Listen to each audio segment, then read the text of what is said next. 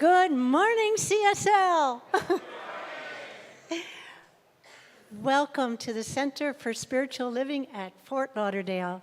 I'm Pat Hanley Johnson, your presider today.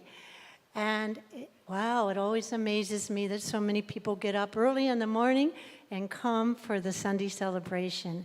Thank you for being here. And to those of you who are joining us online, I'm jealous. You get to sit with your coffee on your sofa, and good for you. We're really happy you're here. A very warm welcome to you. And to those of you who are here for the very first time, welcome to you as well. We'd love for you to know that no matter what your spiritual path is or the way your life goes, we have a place for you here. And not only that, we have a gift for you. In this little bag is mala beads. I'm actually wearing them. And you can use them for your spiritual practice when you meditate or pray. And remember that you belong here. We're starting off the Sunday celebration a little differently today. We're going to start with the announcements. And we have 3 of them. And here we go. The first one is our Men's Grow Group. It's going to meet on Tuesday, April 9th, from 6:30 to 8 p.m., and all men are welcome. Also jealous.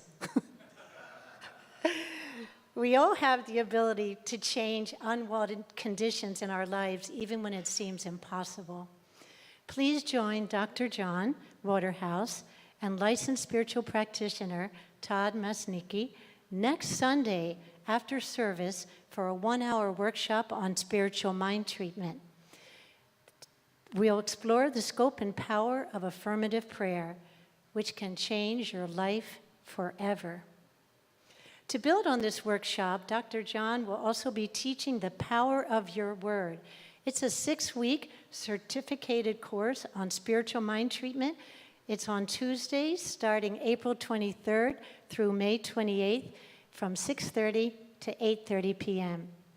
To learn more about these events and all that's happening at the center, please go to guest services in the lobby, our app, or our website, cslftl.org. Now let's get to our intention statement. Our intention statement tells us 2 things. 1, who we are in this world and how to be present. So if you can please stand if you're able. And then after we join together with the intention statement, please turn to a neighbor and greet them with a hello, a handshake, or even a hug. Namaste works too. So CSL, who are we? We are a loving and diverse spiritual community dedicated to personal growth, healing, and service.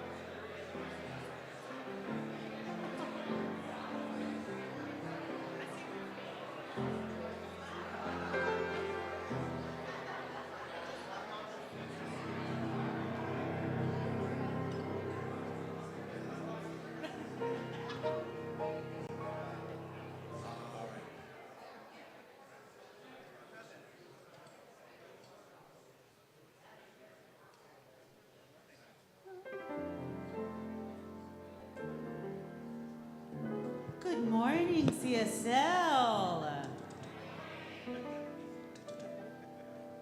Give this to All right.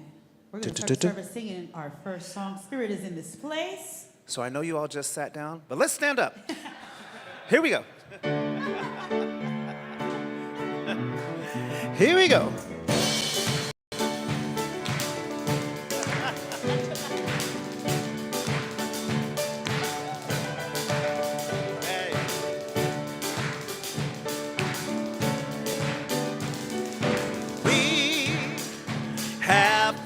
Together as a family, we have come here as we are.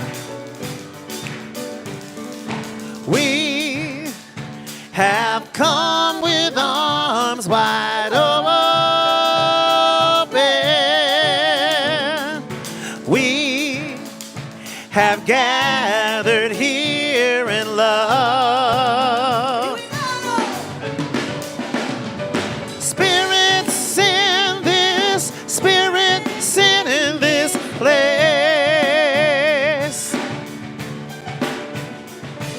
Spirit is in this. Spirit, send this place.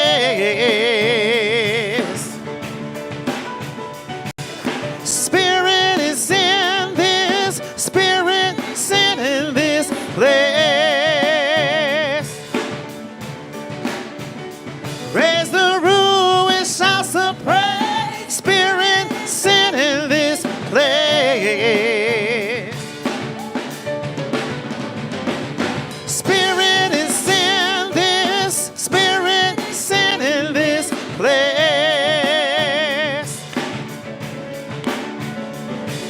Spirit is in this. Spirit sent in this place. Spirit is in this. Spirit sent in this place. Raise the ruined shouts of praise. Spirit is in this place. Raise the ruined shouts of praise. Spirit sent in this place.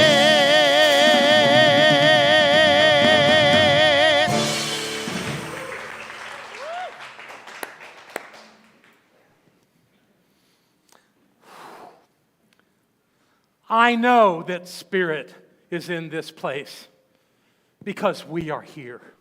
The presence and the power of the One, the Creator of all that is, dwells right here. It dwells here as you and me. We are that presence. We are that power. And the more we understand that, become aware of it, and use it in our lives, the better our lives get. This is why we're here. You're here to remember. We're here to live this life consciously as that divine presence. And when we do, life is glorious and wonderful.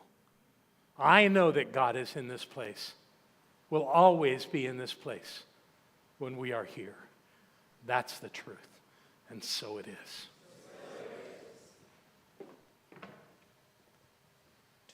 Oh, my mic is working. Yay. All right. Once again, good morning, CSL family. And speaking of family, we have a special treat today. My family is in the house. So please welcome. Please welcome my mom,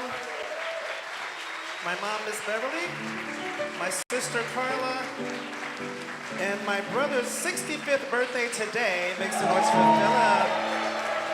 Thank you all so much. Welcome, guys. Come on. I know, right? All right, now we sing.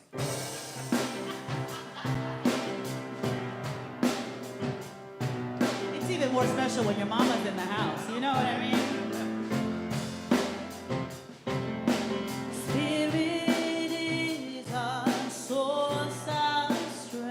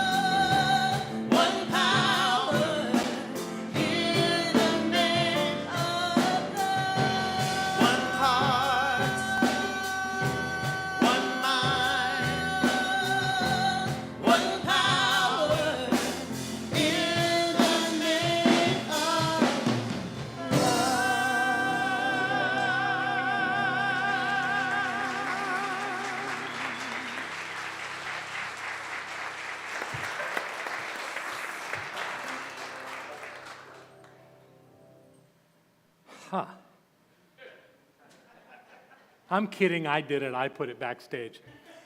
Because I really wanted to be closer to you.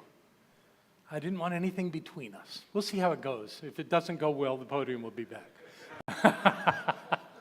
Good morning, CSL. We have a number of things to share this morning. We're going to start with our flames of faith, and we're ready over here. So Center for Spiritual Living Fort Lauderdale is a member community of Centers for Spiritual Living, a global organization with member communities in North America, South America, Asia, Europe, Africa, and Australia. We're a big deal. No, we're not that big. Anyway, we, in being around the world, are exposed to all the great teachings around the world as well, and we honor those. And so we take this time to recognize those religions, those spiritual paths that speak so clearly to knowing the presence and the power of the One. We will light a candle for each one, but it doesn't matter whether it's a candle lighting or a chant or saying a prayer. Any way that we honor one another on this path supports our path. So we begin and respect these different ways of being in the world with the flames of faith. The candle is lit for the Tao, to honor the disciplined path of heavenly order and the natural way. The candle is lit for the shamanic traditions, honoring the beliefs and spiritual practices of the indigenous people. The candle is lit for Hinduism, to honor the spiritual path of divine self-awareness, balance, and harmony. The candle is lit for Judaism, to honor the path of devotion to one God. The candle is lit for Buddhism, to honor the Four Noble Truths and the way of compassion. The candle is lit for Christianity, to honor the Christ consciousness alive within us all. The candle is lit for Islam, to honor the path of peaceful submission to the will of God. The candle is lit for the Baha'i faith, to honor the spiritual unity of humankind. The candle is lit for our own faith, new thought, ageless wisdom, to honor the metaphysical path and the practice of universal spiritual principles. And the final candle is lit for peace and for our sacred appreciation of all faiths and all principled spiritual practices throughout the world. And so it is. Yeah. Thank you.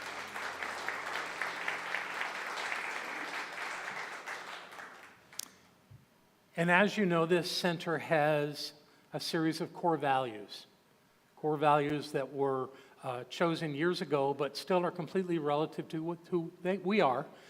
There's a lovely display of them out in the lobby, and we talk about them every Sunday. We talk about love, healing, oneness, abundance, spiritual growth, service, and diversity. And each week we choose one of them to focus on so that we can become very clear about what that is. And this morning, we focus on diversity. Now, all of us know what diversity is. We live in a culture that is pressing the idea of diversity in a good way. In a good way because diversity is absolutely required. However, most of us think of diversity in specific terms, of it relating to a variety of social, racial, ethnic, and sexual orientations. And we see that having that meld in our community creates diversity, and it does, and I'm very proud of this community for its level of diversity, much more than many other spiritual communities have accomplished. So I think we're doing well. So this morning, I want to talk about a different kind of diversity. I want to talk about having diversity of ideas. I mean, our whole philosophy is called New Thought, so the concept of focusing on a diversity of ideas can only help us. Now, normally what we do as human beings, when someone is expressing some kind of view that we disagree with, we immediately start working on a strategy on how we're going to speak to them and disagree with what they're saying. We're doing that so that we can have a rebuttal argument. I want to suggest that we maybe look at this a different way. What exists in all of us are a large group of ideas and emotions that make up our consciousness. We can also call that our reality, because to each of us separately, all these thoughts, all these feelings are real, and as real as anything can be. So we lean into them in our lives. When somebody speaks something different to us, they're doing the same exact thing. They have a reality.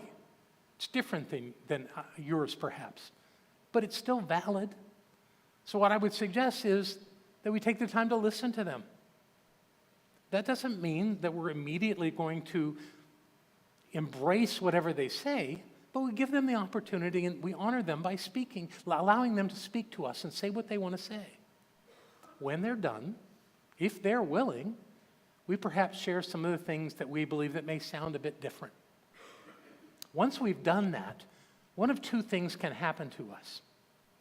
We can either take something that they said and add it to our reality, which in essence creates a higher reality for us, perhaps for them as well. But all we can do is deal with our reality. We will never be able to convince everybody to think our way. That's unreasonable. Maybe there's something there that they can use. The other option is that we become clearly resolved to our way of seeing that particular topic. We don't make them wrong for seeing it differently, but we know from hearing their position that where we are is where we want to be. Either of these outcomes work. Either one of them support us, and either one of them provide for a diversity of ideas because we have within us the ability to hear their position. Think you might want to give this a try? I hope so. Thank you.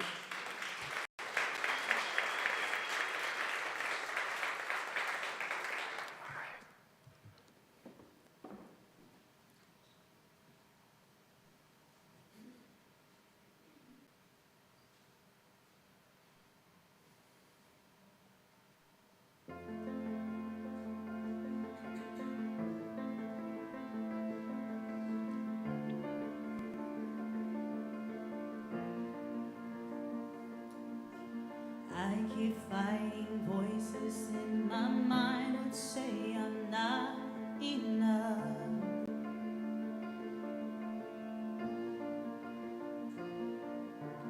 Every single lie that tells me I will never measure up.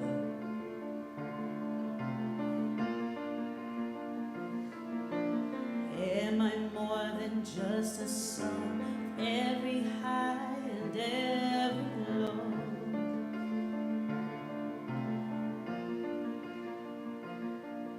Remind me once again just who I am, 'cause I need to know. Ooh,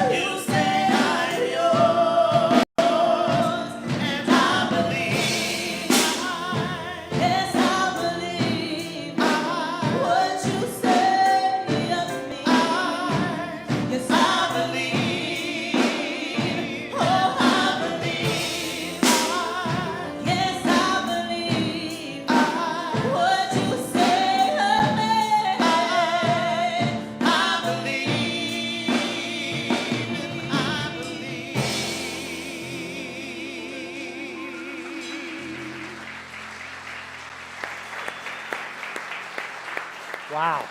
Very nice.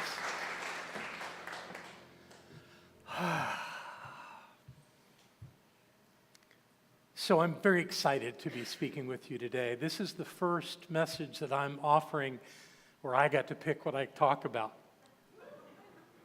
It hasn't been bad, believe me, but it's just nice to have that opportunity. We're doing something different with our readings this month. Rather than a book, we have a one-page document that's available out at the visitor station. If you would like a copy of it, please help yourself to one as you're leaving today, and I would encourage you to read it every day. But before we can get into that, I have something that I need to work out with you. It's God. Now, I know that there are people in this room that don't prefer that word. Maybe some that don't want to hear it. Maybe some that still have the idea of a punitive, vengeful God that's going to get you. I was there. I grew up a Southern Baptist. I was told to be afraid of God. Of course, I also had the opportunity, as they do in the Baptist church, of receiving Jesus Christ as my personal Savior. I was 12 years old. My mother invited the preacher over. What am I going to tell him? No? So I accepted Jesus. It was fine. That worked. I was 12. I continued on in that church, or actually we changed churches a couple times because my mother disagreed with something the preacher said. But I stayed with it right through high school and after graduation for a time. And then I was confronted by a minister who told me that if I continued to date the woman that was 12 years older than me, that was divorced and had a child, that I could not go to heaven. My raging hormones would have no part of that. I saw the church now as manipulative, and I left. That was it for me. And I left for a long time. I left for a good 12 years. But I have to tell you one thing about what that minister said. He was right, because my marriage to that woman was largely in hell. I don't think that's the way he meant it, but that's the way it happened. And frankly, the way I understand heaven and hell now as states of consciousness, he was right. Okay. Nonetheless, I needed to go through that. But when that was over, I moved on, and I did find a different way of relating to the divine. And I found myself confronted with the idea of this name, God. So I researched it. I wanted to learn some things about that. Where did this come from? And how was I going to heal that inside of me? Well, one thing that I found was that a man who's now a friend of mine, he wasn't at the time, his name is Rocco Errico. He's a Aramaic Bible scholar, brilliant guy, and he told a story of where that word came from. He said that it actually happened when missionaries were traveling through the Germanic tribes early on in Christianity, with trying to convert the pagans. And they were asked, so who is this that you worship? So they used a German word, gut, which means good. So they said, we worship good. And it evolved into the word God. It came from a good source. It came from with an open heart idea. So I've decided to let all that go and be okay with the word God. It's not my favorite word. There's so many names for the divine, but divine presence is my favorite. But the thing is that in what we're going to be looking at over the next few weeks, Ernest Holmes uses the word God a lot. In fact, in the Declaration of Principles, which is what we're going to be talking about, he uses it 10 times. So if you can't handle the word God, you're not going to be able to get what I'm here to share with you. So I really invite you. And here's another strategy for you on this. My beloved wife, Dr. Barbara Waterhouse, long before she was a doctor of divinity, became a licensed minister at this center. And her very first talk was entitled, Get a Bigger God. Isn't that brilliant? Yeah, thank you. Yeah. She'll be gone a year on Tuesday. I miss her something fierce. But I trust you. I stand here today on her shoulders to do this work because I believe in what I'm doing and I believe in her. And today I'm talking about believing in God. So we're going to begin with the idea of these words that Holmes said. Let me tell you about that just briefly. In 1927, Holmes was 39 years old. He had just published his first edition of The Science of Mind. And it was a hit in Southern California. So much so that down in Orange County, the Orange County Register sent a reporter to talk to him. And the big question the reporter had was, what do you believe? Well, Holmes said, give me a little time, I'm going to give that back to you in writing. And he did. And what he came up with was the most brilliant treatise on the science of mind that he ever wrote, or anyone ever wrote as far as I'm concerned. He called it What I Believe. That was in response to the reporter. Didn't take long for the organization to grab it. It's in every single issue of Science of Mind magazine. This month it's on page 10, and it's called What We Believe. They have gotten rid of the term they used for many years, Declaration of Principles. I'm okay with what we believe, except I can't say that to you because I don't know what you believe. So standing here and say what we believe would include you and me is not reasonable. It's not realistic. I hope you find some value in this. I believe these words. And now it's time to actually get to the words.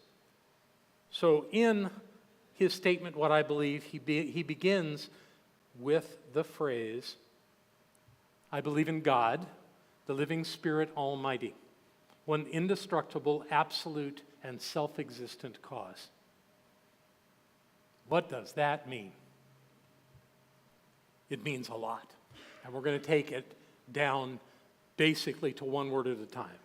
I've already talked to you about God. The next thing he says is living Spirit Almighty. That sounds pretty traditional. But where it takes me is to another thing that we use to teach this essence of the divine. It's called the three omnis. Who's ever heard of the three omnis? Okay, we got a few people, so I got a good audience to teach today. That's great. There are three of them, as I said. The first one is that God is omnipotent, meaning that God is all-powerful, that God is almighty, meaning that God is omnipotent, and omnipotence and almighty are synonymous. They're the same thing. And all power and all energy comes from God. Let me demonstrate. Everybody raise your right hand. Okay, all those opposed? I'm kidding. What just happened? You raised your arm. How did that happen? It happened because there's energy and there's power in your body that can do that and do all the other thousands of things your body can do. Who's doing it? Well, God's doing it. There is no animation to life without God. And all energy and all power comes from the divine.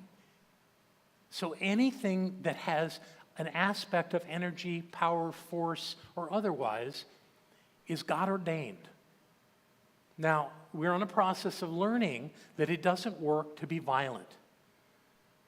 We're learning slowly as a species, but we're learning. That's all God too. And the point of it to me is for us to learn that we don't need to use our power that way. Still, the power is the power of God. There is no optional source for power. The second is God is omnipresent, meaning that God is everywhere present. And there's a famous line that I love people to use that comes from a guy named Reverend Ike. And the line is, there is no spot where God is not. God is everywhere. Anybody heard of Reverend Ike back in the 70s and 80s? He was a hoot. He used to say, you can't lose with the stuff I use. And then he would say at offering time, he would say, no change in the baskets. Change makes me nervous. He had a way with words, but he taught us that there is no spot where God is not, and that's the truth. God is not near you. God is not next to you. God is not behind you and in front of you. Well, God is, but that's not where you focus. God is within you. That's what's important. It's important to recognize that presence from within. That's where things happen. God being in the Son does not really do much for us personally here other than keeping the Son working, which I guess is really important. Following the three omnis and this idea of the living Spirit Almighty, Holmes says that God is one. May not seem like a big deal, but it is. God is one because there is only one. There's one presence, there's one power. It's all one thing. There's nothing happening outside of the divine. There's only one. There is no duality in life. There's no dualistic way to see life. There is truly, even though we all use these words, good or bad, there's no right or wrong. Those are all perceptions. The highest truth is that it's all God. And it's our job to make it out and figure it out as we move through life, as we become more and more aware. No opposing force, no devil, no Satan, just God in us, becoming more and more aware of that presence in every day that we live. His next word is, God is indestructible. It's an interesting word, but it's not really about nobody can fight God. It's more about the fact that God has always existed and always will. If something was never created, it can't cease to exist. It's the only thing that way. Our bodies are all going. This planet someday will fall away. That beautiful sun in the sky will stop shining. We won't be here, so don't worry. Now, maybe we will in another life, but we won't be here in the bodies we're in right now, so don't worry about it. At the same time, everything in physical form is temporary. Everything that is God is forever. And perhaps that includes you and me. I think it does. I think it does. I think we get to keep doing things indefinitely. I'll talk more about that another day. God is absolute. That's a big word too. Absolute means that everything exists within the allness of God. There's not God and something else. There's only God. So the absoluteness of God means that you can't experience or express anything outside of that presence. That's important to know as we move through our lives. God is all that has ever been and will ever be. God is all that is now, nothing outside. Then he says God is self-existent. Being as God was never created, it exists on its own volition. God chooses to exist. God existed before time and space. God will exist after this universe collapses.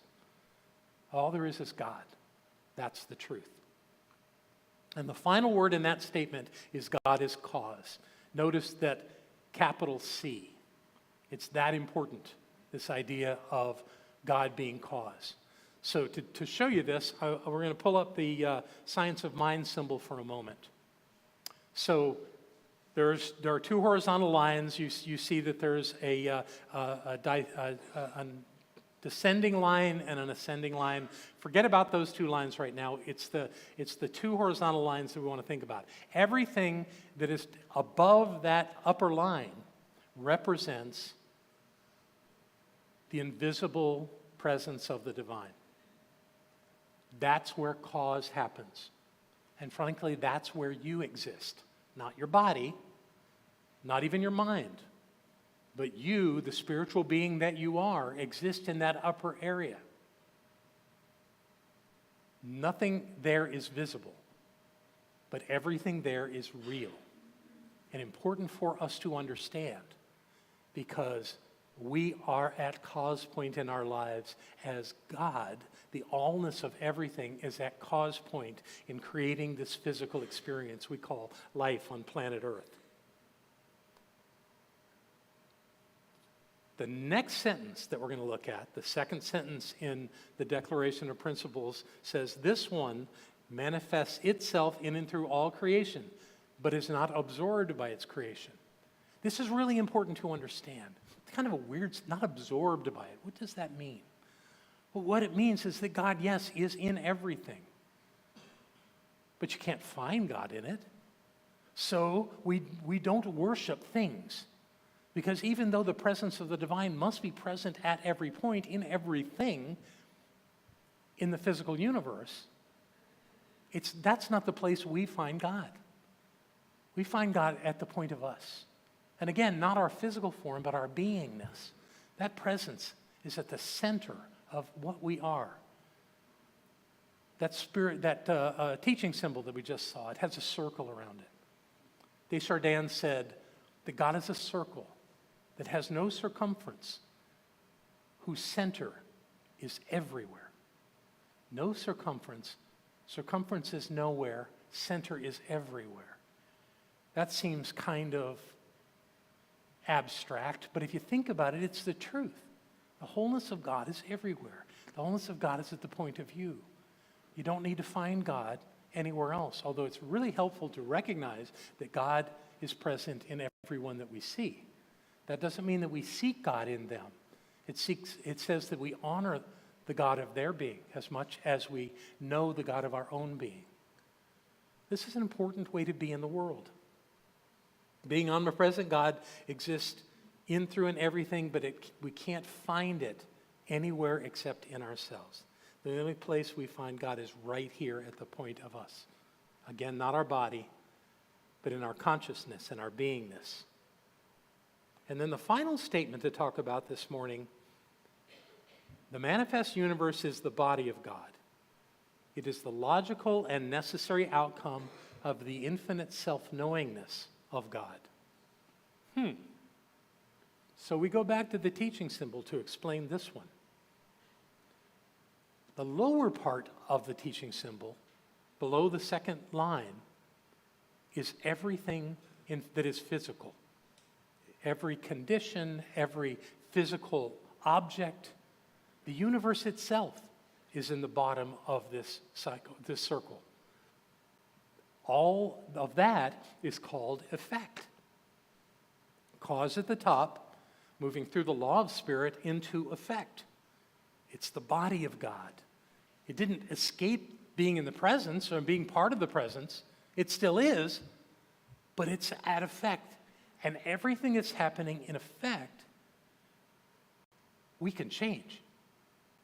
Oh, no, you can't change everything. Well, if we believed in ourselves enough, we could. Jesus told us we could move mountains. Anybody here move a mountain? It can be done. I have no doubt. I'm sure that we can do things that we have never even thought of.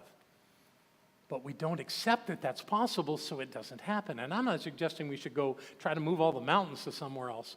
I'm suggesting that we are more powerful than we know, than we ever think about in our lives.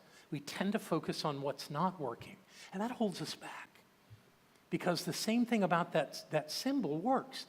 If we think that we can't do something, that we can't have something, that we can't be something, if we think that in the top of that model, and we give it to the middle of the model, which is spiritual law, then that law will reflect back to us in the bottom of that model, that very thing. So be real careful about what you think. Be real mindful about how you're living your life, because you're creating it with your thoughts. We'll talk afterwards. What's in the middle? The middle is spiritual law. Spiritual law, the mind of God. Yes, ma'am. Yes, ma'am. God wants to know itself. That's why the universe exists. Imagine for a moment this presence that is powerful to create whatever it wants, but it dwells in a void. So it would create something, perhaps a three-dimensional universe, where it can observe itself, where it can talk to itself, where it can be with itself, where it can identify itself. That's exactly what's happening on planet Earth. That's exactly why we're here. Because we, in essence, are the presence of God relating to others that are the presence of God. And all that information, all that awareness belongs to God. That's pretty brilliant. What a way to create a sense of self. Create a universe, not like we imagine creation, where you create it and it's separate from us, but to create it as you, to be at every point in every way. It's a powerful notion. It's a powerful understanding. And it can change the world when the world chooses to accept this. Right now, I'm just hoping that you'll choose to accept it, that you'll look at these ideas, that you'll read those words again and again. I read what I believe every single day. And I find nuances in it, little things, year after year doing that. So I don't want to suggest you're going to read it once and get it. Keep it around. Put it up somewhere. Have it on your desk. Have it someplace so that you read it, so that you remember who you are. We've begun by knowing God. We're going to move on in our next conversation. And what I want to suggest is where we go from here may blow your mind. It's quite amazing. So please, stay with these thoughts all week long and come back and let's take it from here. Thank you very much. Thank you.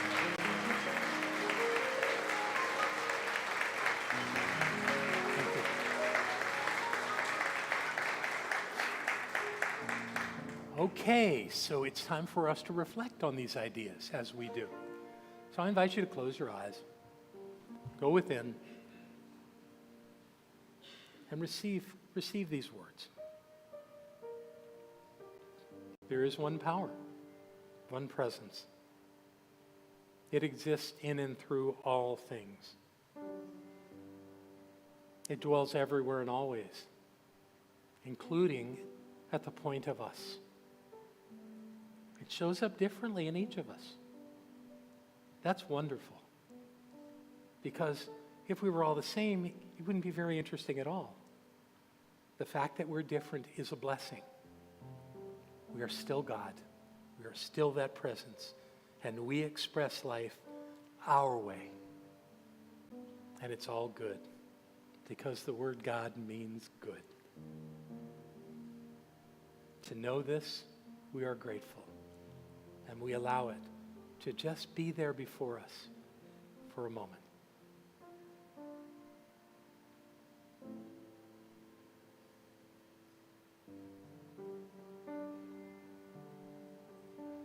Every day, every day, every day, every day.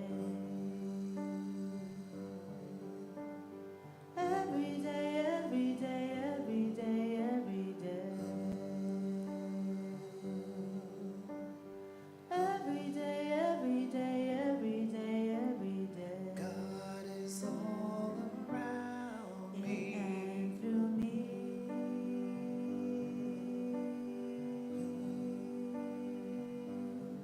As we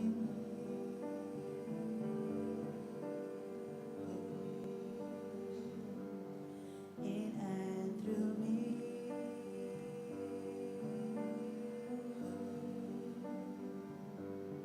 As me. God is all around me.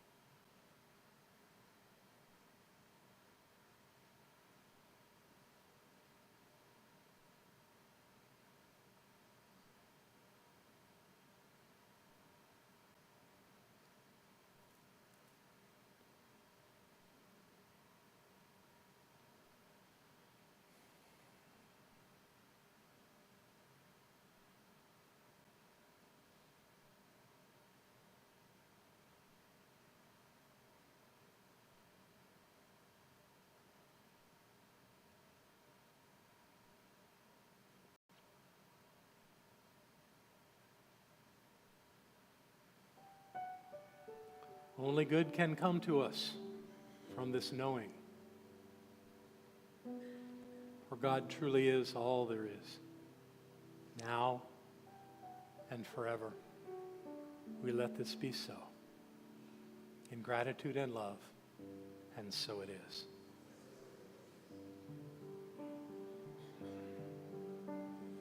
Every day, every day, every day, every day. Every day, every day, every day, every day. Every day, every day, every day, every day. God is all around me. And I'm thankful.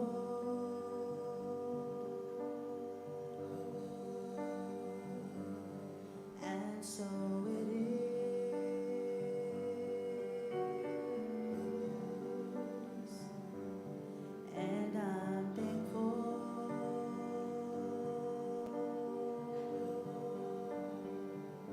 And so it is. God is all around me. Welcome back. Thank you for your loving attention. Namaste.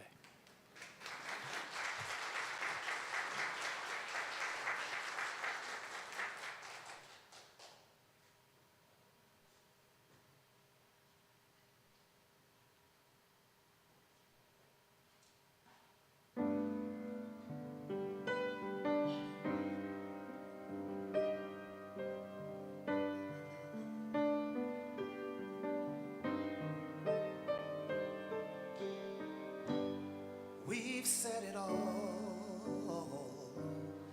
1,000 times before. Been to the wall.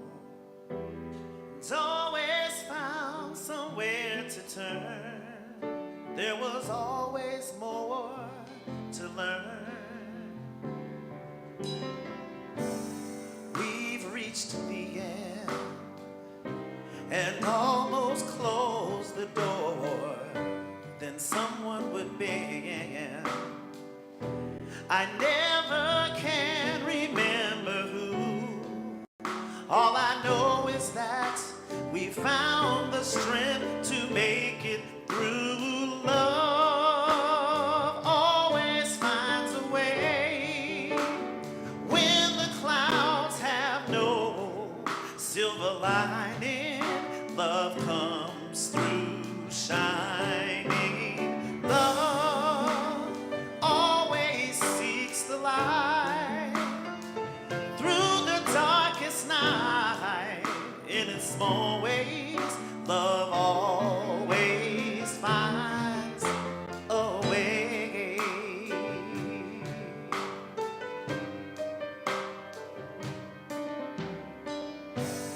Holding you near after the storm has passed, it becomes clear when all our tears have finally dried, that no matter how we fools may try to turn the tide, love always finds a way when the clouds have no silver lining. It comes through shining. Love always seeks the light through the darkest night.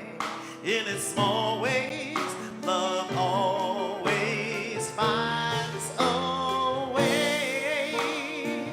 And in those moments when the magic seems to fade, we must remember then that's the time to keep on believing and not be afraid.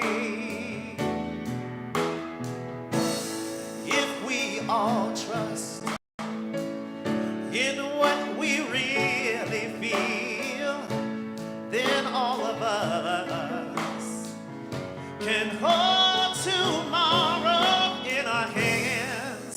All it takes is just the faith to truly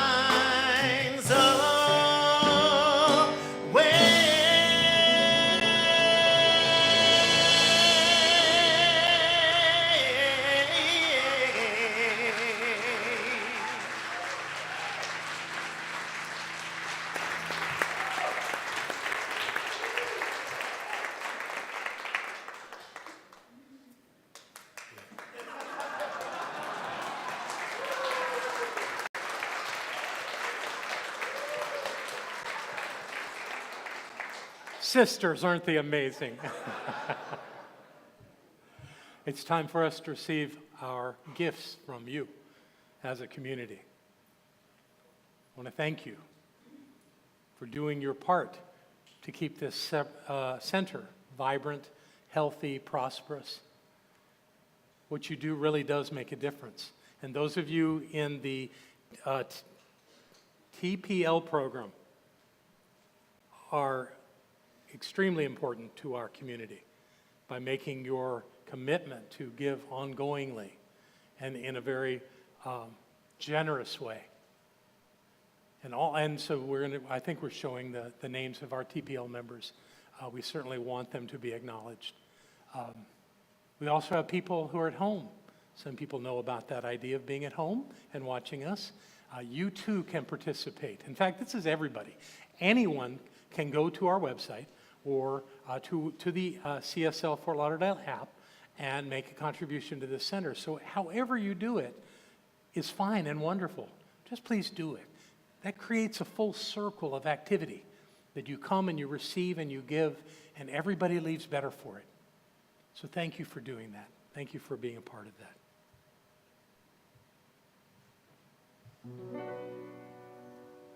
There was a time in my life I thought I had to do it all by myself. I didn't know the grace of God was sufficient.